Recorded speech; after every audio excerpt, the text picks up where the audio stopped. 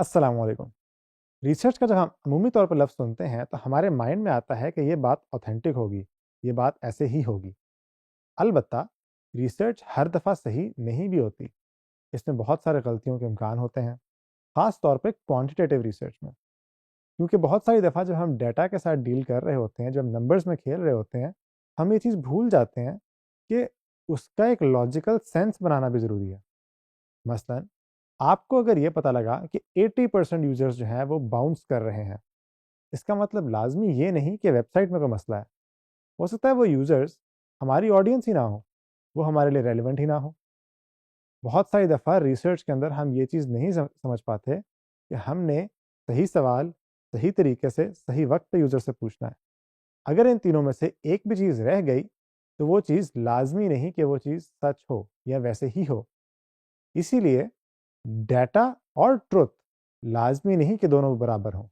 हो सकता है अक्सर जगह हों भी, लेकिन 100% ये बात ऐसे नहीं है।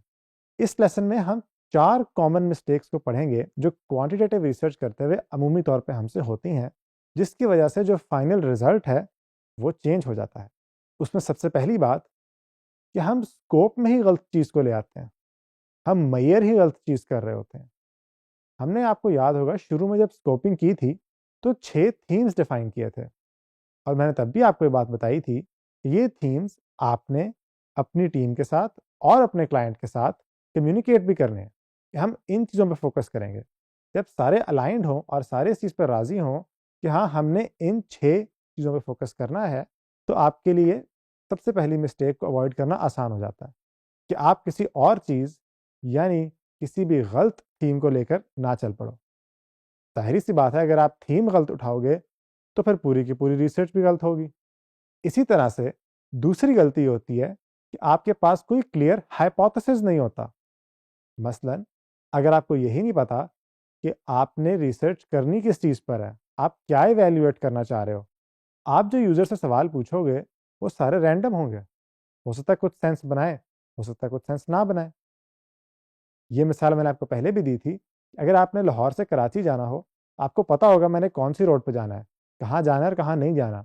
अगर आपको यही नहीं पता कि मैंने कहाँ जाना है और आप घर से निकल पड़े, तो अब आपको क्या पता आपने कौन-सी रोड पे जाना है? रिसर्च भी वैसे ही है।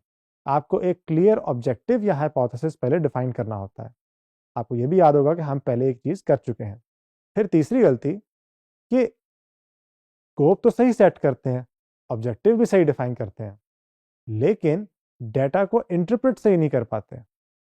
बहुत सारी दफ़ा यूज़र्स कहते हैं हमें ये चीज़ चाहिए, हमें वो चीज़ चाहिए, लेकिन हर दफ़ा वो जो कह रहे होते हैं, वो बात वैसे ही नहीं मान लेनी होती।